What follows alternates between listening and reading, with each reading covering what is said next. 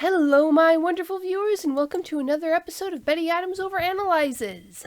Chapter 23 of my new favorite manga just dropped, and I apologize in advance for the brutal mutilation of the Japanese names, my systemic misuse of Japanese honorifics, and most of all for my unforgivably inconsistent pronunciation of the word manga.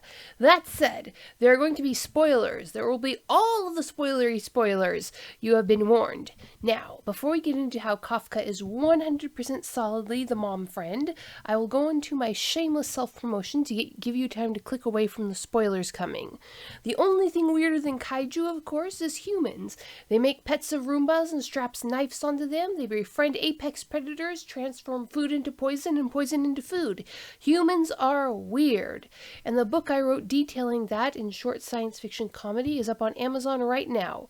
Follow the links here in the video or below the video to buy your very own copy. Humans are weird. I have the data. Alright, so Kafka has been strongly established as the mom friend of the Kaiju Defense Force recruits. His goal from Chapter 1 was to be a good role model for Reno. He took time out to gently scold Kikoru about making her own safety a priority. He freely dispenses praise and encouragement to his fellows, and they freely accept it. He is always there with backup support, a towel, a snack, even just a touch. After all, one of his first actions was feeding Reno so the poor boy could keep his strength up. Kafka is the classic mom friend.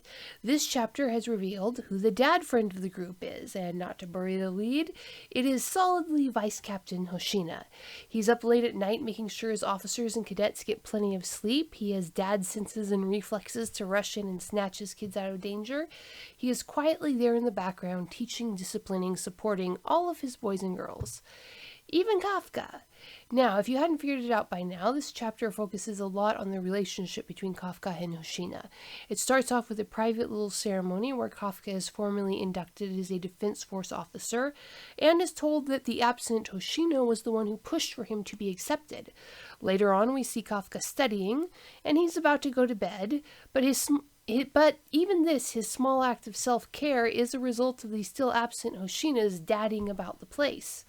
Then, after a fine display of his mom friend nature, Kafka bumps into Hoshina himself. And a very, very interesting conversation occurs. Now, we know that Hoshina already suspects a connection between Kafka and Kaiju number 8. In Hoshina's own thought bubbles, it was a 9-to-1 chance against there being a direct connection, but it was one of the big reasons that Hoshina was keeping Kafka around with his pathetic combat power score. Note, too, that way back in the application chapter, Hoshina had drawn a direct connection between Kafka's complete inability to draw any combat power from the suit, which would later become Kafka's measly 1%. All that will come back later, remember it. For now, there is this weird double two-sided conversation late at night between Hoshina and Kafka. At this point, it's clear that Kafka suspects that Hoshina suspects, but doesn't know if he doesn't know. That's a double edge of uncertainty, and it's pretty clear that Hoshina's suspicions have significantly increased from thinking that there was only a 10% chance that Kafka was connected to Kaiju number 8. However, when I first read the conversation, I got the distinct impression that Hoshina was flat out saying that his goal was to kill Kaiju number 8, and that he was saying it directly to Kafka's face with this suspicion inside. This just felt wrong. Not only is letting your target know that you are gunning for them flat out tactically stupid, but this clashed so hard with Hoshina's character as the dad friend, and a huge point is made about that just panels later, that I had to go back and carefully reread the conversation to be sure I hadn't missed something. And what do you know? I had missed something. Now, Hoshina puts on a nearly clownish face most of the time, and you may or may not have noticed that the translator has given him a distinct redneck hick accent. Hoshina, for all of his nerdy appearance and amazing skills, drops the G's off of his ings, uses the distinctive contraction could've, and often reverts to colloquialisms such as slice that sucker up or make mincemeat of it. Now, this is hardly unusual in manga. Japan has many regional accents that often border on different languages rather than simply different dialects, and manga and anime usually represent this with the closest corresponding English accent culturally. Someone from a posh area of Japan gets a London accent, and someone from a gang-infested area gets a Brooklyn accent. This is far less based on reality than it is on media stereotypes, but it is a shorthand you quickly learn if you read manga, and that has been there for decades. Hoshina here has been given a classic yokel accent, the faintly unrefined tones of a bumpkin fresh from the country.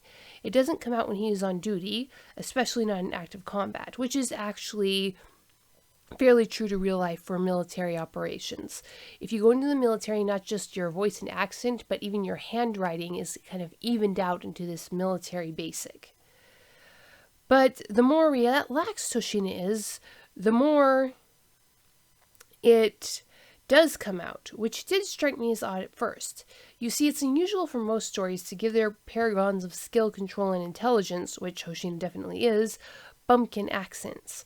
I brushed it off as the creators just making a more realistic, well-rounded character. However, when I went back to see if Hoshina really had told Kafka that he was training so hard for the explicit purpose of murdering Kaiju number 8, this assumption bit me in the butt. You see, I had read the conversation several times, and at no point does Hoshina unequivocally say that he is going to try to kill Kaiju number 8 again. He says that he is trying to be fit enough so that he could kill Kaiju number 8. He said that he could have murdered Kaiju number 8 if he had given it a dissolve from the get-go in their last fight. He explicitly states which of his moves could currently murder Kaiju number 8. Then he says one final thing to a very freaked-out Kafka to wrap it up.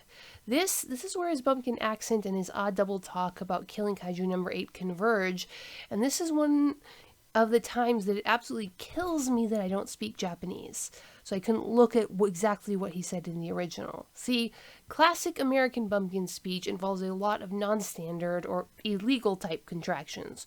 One of the most famous pairs of these wrong contractions are the ones for them, the plural, and him, the masculine singular. Plural and singular. Both of these contract down to that's apostrophe em. I went to see him. I went to see him. I went to see. I got this from him. You get the idea. This has led to a very common trope in English literature, used by everyone from America's Alfred Hitchcock to Britain's Lee Child, to hinge various mysteries on understanding this. Basically, if you write enough detective-type stories, at least one mystery will critically hinge on whether a dying country bumpkin means to refer to multiple people or a singular masculine. Well, Hoshina, in his bumpkin accent, says that he will get rid of him. He says this immediately after referencing Kaiju number 8 alone in the previous sentence. So if he meant the singular you could say with certainty that he never once directly threatened Kafka. If he was using the plural he was. However, no matter how many hard G's Hoshina drops off his grund verbs, no matter how many deep out of country he came, he is no bumpkin. He is the tactical genius who already suspects a direct connection between Kafka and Kaiju number 8. Listing off exactly how and why he was a dangerous enemy to someone he suspected to be the strongest Kaiju ever recorded is a level of stupid that is simply impossible for his character. Except you have to take into account the strongest element of Hoshina's character, the dad friend element. His goal isn't just to protect the citizens under his care. He is equally dedicated to protecting his officers. He was already expressing uneasiness with killing Kaiju number 8 based on the facts that Kaiju number 8 hadn't killed anybody yet, and that Kaiju number 8 fought him like a human and spared him when Kaiju number 8 had the chance to whack him. This is something that Mina has already called out Hoshina on. If the concept that Kafka is Kaiju number 8 has fully materials in Hoshina's mind, then that brings his dad friend's instincts fully into play and puts the whole conversation in a completely different light. See, in that case, Hoshina is teaching Kafka what he needs to be safe. Out of all the Defense Force members, Hoshina is really the only threat to Kaiju number 8. As powerful as Mina is, she's heavy artillery, and heavy artillery has the distinct limitation of being incredibly difficult to aim. They take a long time to aim in the first place, they take a long time to power up and fire, and if the target moves even slightly, heavy artillery has incredible trouble reacting.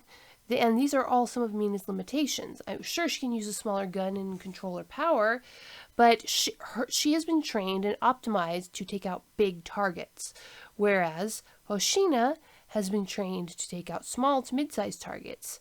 And so Hoshina clearly demonstrated to Kafka. Hoshina is optimized to take apart jumpy little man-sized targets like Kaiju number 8. In that conversation, Hoshina walked Kafka carefully with visual aids through everything Kaiju number 8 would need to know to avoid getting killed by the only Defense Force officer that could kill him. And Hoshina did this without prompting, when it would have been far easier for him to just brush off the meeting and go back to sleep.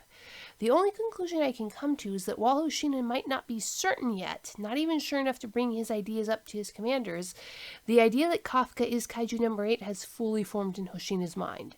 However, Hoshina knows Kafka by now. He trusts the human side of Kafka at least, specifically the side that is capable of drawing that 1% combat power out of the suits. If it comes right down to it, and Hoshina is ordered to, or is even put in the situation where it is logical to kill Kaiju number 8, he doesn't want to risk killing one of his precious officer sons. So what does he do? He does what he does best. He teaches, he mentors, he sees to Kafka's well-being ahead of the time in the training.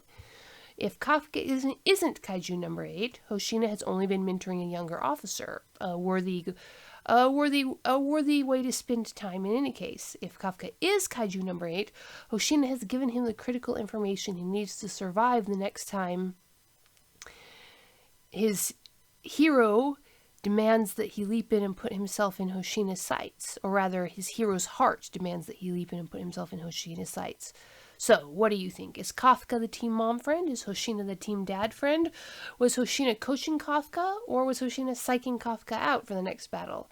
I'd really like to hear your theories on this now, because next week is going to be crazy, presuming we get another story and not another art week, and Kafka just might be pushed to show himself again. Well, rather, if we get a full chapter next week, Kafka is going to definitely have to transform.